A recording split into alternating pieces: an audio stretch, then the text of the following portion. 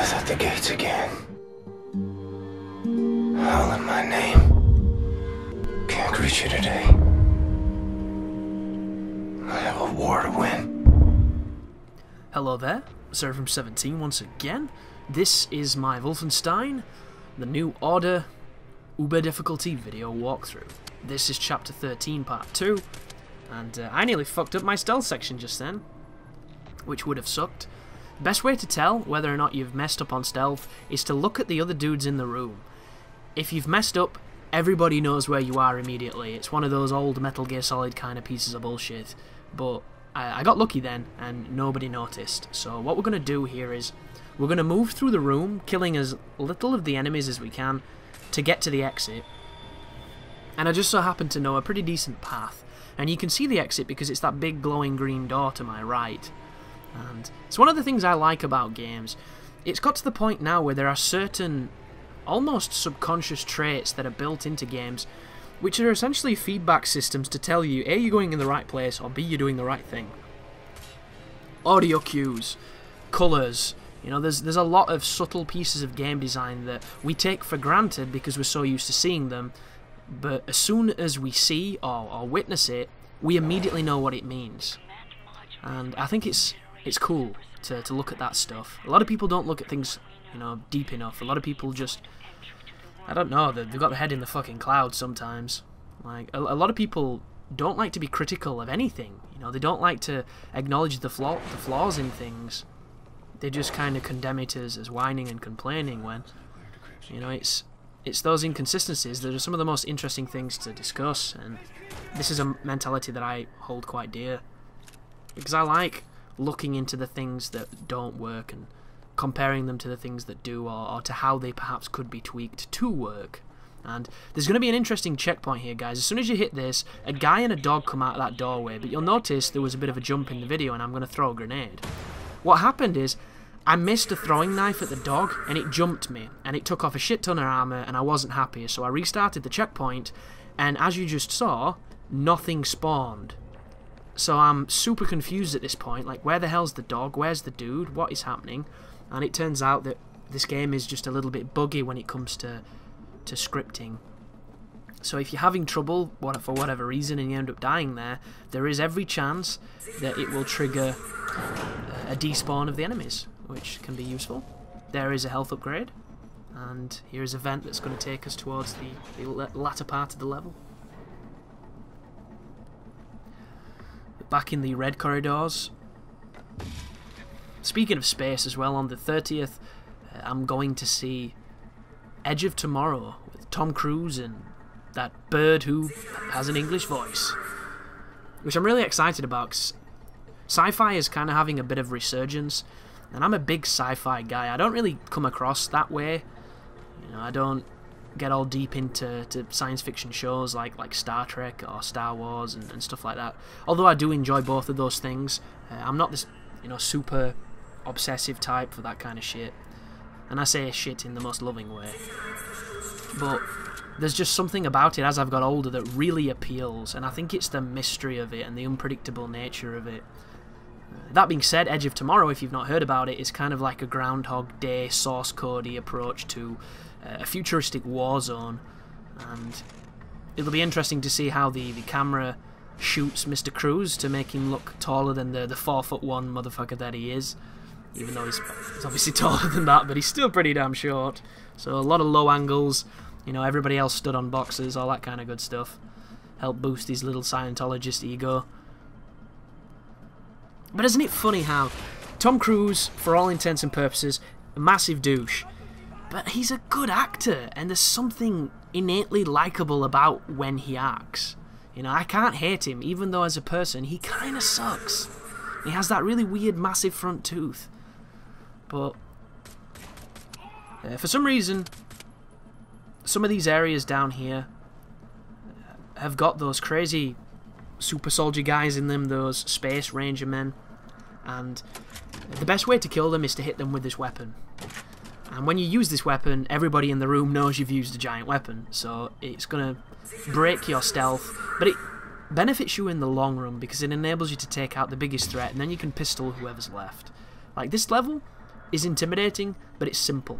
Like, it's a very fun level. It's a little bit like the submarine level. However, the submarine level has one really tough part, this doesn't. And here's me trying to cut a box I can't cut, which, you know, science be damned. But here we go. That's interesting too, the Class Alpha security breach that that lady keeps mentioning. When I first played through this level, I was wondering if the enemies were saying that, because there were times when I couldn't hear that lady's voice, and I shot some dude and I'm like, shit, has he just like set off an extra alarm and something crazy's gonna happen? Ooh, by the way, this is the Ranger. You notice how he's taking a shit ton of headshots? This is what you're avoiding by hitting them with the focused shot. They're pretty much the space equivalent to a heavy, I think. Only nowhere near as dangerous because they don't have a shotgun. That's the real difficulty on this game. Anything that has a shotgun, Jesus. It's more dangerous than rockets, it's more dangerous than the last boss's cannons. It's just baffling. Like, if you removed the giant robot last boss and replaced it with 4 dudes with shotguns, it would be a tougher fight. Like, 4 heavies with shotguns just there. That shit would be tough. And there's a lot of people now that's like, the last boss is tough, what the hell are you on about? And yeah, he is. The final phase can be a big old bitch. My first time when I beat it, I was running from one corner to the adjacent corner and shooting, charging the laser at the boss. And when the room fills with fire and you've picked up all their health and all the armor while you've been kiting to get him into another position where you can keep shooting him, it gets really tense and really tough at that point. But the strategy that I tried on this was, I don't know, man. When I dropped into the room, I decided to try something different, and it worked first time, so I can't really complain. And it just involved completely going gung-ho on the boss, but doing it from underneath the stairs. And when I looked on forums afterwards, once I finished recording, and when I searched on GameFAQs and stuff, I found out that a lot of people had already known about the stairs being a decent spot to sit, and it never even occurred to me on my first playthrough to try it. But when I tried it on this, it worked, and it worked to charm. And judging by some of those messages on those forums, other people have noticed that it works really well as well. So it's a legit strategy that a lot of people that have struggled with this game are going to enjoy utilising, so I'll be glad to share it. And let's be honest, folks, that's the only video that's really going to get much attention in this guide, because you don't even have to beat the entire game on Uber. It's so disappointing. But I think that's something on the chair that I'm shooting at there. I don't actually think it's somebody's face. It looked like a face, so I'll let myself off. But do you see what I mean? When you can barely see where the fuck people are because all you've got is a giant gun on your screen with weird wonky iron sights that don't make any sense. Like, it's like looking through a keyhole trying to find dudes. Not very fun. And then that weapon's just ridiculous. Best gun in the game. And a lot of the playthroughs that I've been watching have not been using it. And in their defense, it only really gets God tier when it gets the scope. But before that, it's still pretty much the biggest damage you can give if you hit things right. I just wish that this was a game where one bullet to the head was an instant kill, because that's a mechanic that I think first-person shooters need to adhere to, because I think it makes them balanced. And the heavies and things of that nature could just have armour over the face, so that the armour takes a big beating, but then when the armour's gone, you shoot them in the face and they die. You know, I think that's definitely one of the things that's missing in this genre, the strategy. Because as it stands, there are certain eras of shooters which each have different and unique shooting strategies. You know, you have your run and gun, circle strafe, constantly moving Serious Sam kind of shooter, your older school ones. And then you have your modern shooter, which is essentially hug anything that the bullets can't go through and bob up and down waiting for your life to regenerate. And there's no other real strategy.